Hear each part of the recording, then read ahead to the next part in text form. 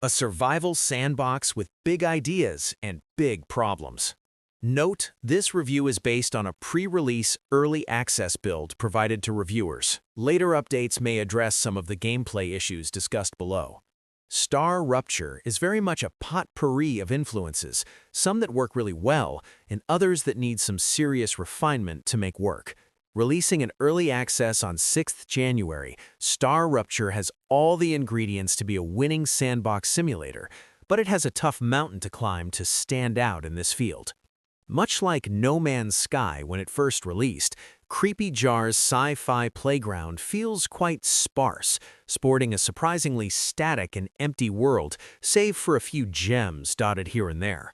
Playing out as part resource management sim and part survival exploration, StarRupture feels pulled in two directions for most of its playtime.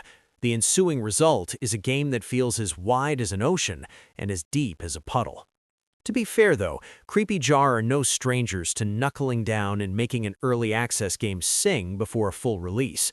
The excellent Green Hell proved as much, with plenty of updates, fan feedback, and refinement over the years to help make that a rather polished and impressive debut overall. I'm hoping that StarRupture can follow suit, and based on the studio's history, I have no doubts that they will. With no overarching narrative beyond craft and survive in this early release, StarRupture's goal can feel a bit loose, but it largely revolves around exploring and mining resources on the planet Arcadia 7 on behalf of the Claywood Corporation. With the Galactic Assistance Liaison by your side, you're thrust right into the world and need to craft to survive. It's highly recommended to follow the tutorial to get the hang of everything, but once you do, the systems are actually quite straightforward. A lot of the mechanics work harmoniously together and involve many of the usual caveats you'd expect from this genre. To begin with, you need to mine meteorites, which give you basic resources and a meteorite heart. This heart can then be used to build a base core, which essentially serves as a giant flag to show this is your area. Habitats are safe spaces, where you can create computer terminals, item and gun terminals, analyzing stations, and regeneration chambers. Outside the base, you'll largely be juggling furnaces, smelters, and fabricators, which work like the ovens in Minecraft, allowing you to evolve from basic resources to more advanced items. These are all connected using rails, and in a neat touch, you can actually see these packets of resource moving across like a conveyor belt. The final destination in all this links over to an Orbital Cargo Launcher. Here, you program which of your resource missions you want to signal, and as the resources come in, they're converted to data points that unlock more gear to help you as you level them up.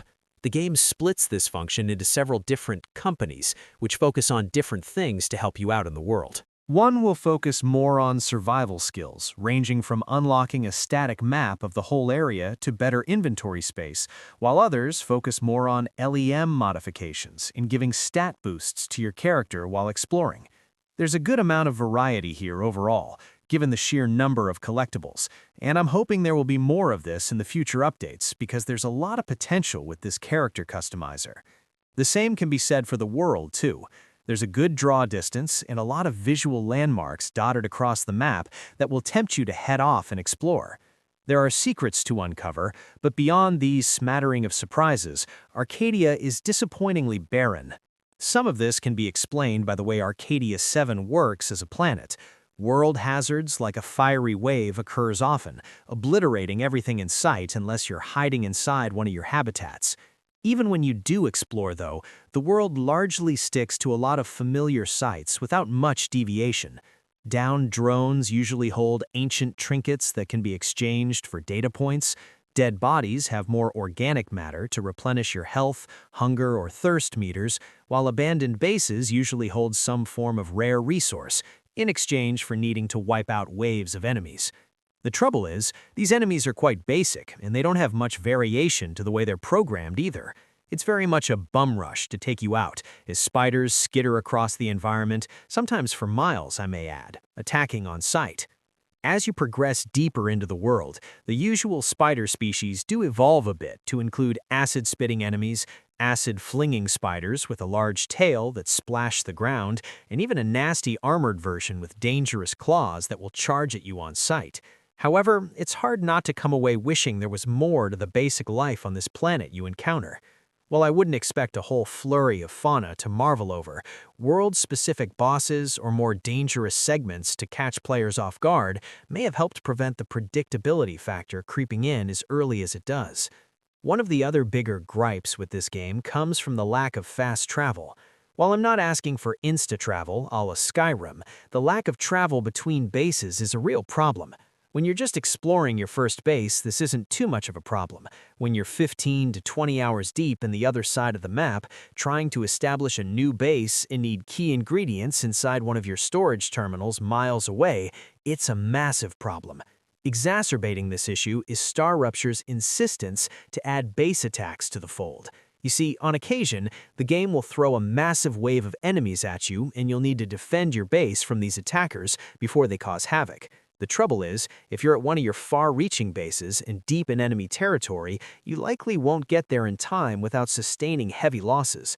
I'd imagine this will be addressed in future updates, but right now it's a major deterrent to the game's enjoyment.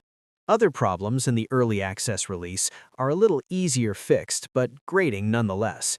Gal will chime in with plenty of snarky comments and humor that leans very close to that seen in the Savage Planet series.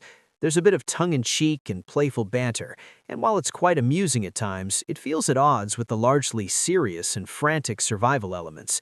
It's a bit tonally jarring at times, especially as you scramble to get inside from a deadly fire wave, only to hear Gal pop off about how you're a disposable cog in the capitalistic machine.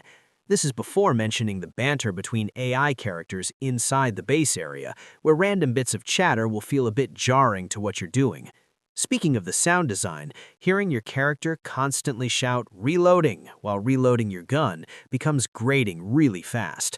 Those with misophonia are going to have an absolute field day with the visceral sound effects in StarRupture 2, given how loud the slurping and gulping are for drinking and eating. Even with these issues, StarRupture shows genuine promise. There's a clear foundation here for something stronger. And with smarter world design, fast travel, and greater variety in environmental hazards, this could yet emerge as a dark horse in the survival space. For now, though, StarRupture remains quite rough around the edges. There's charm in its ambition, no doubt, but it's competing in a crowded genre dominated by far more refined experiences. Whether Creepy Jr. can shape this into a game players want to invest in for the long haul is still an open question. The potential is there, the execution just isn't yet.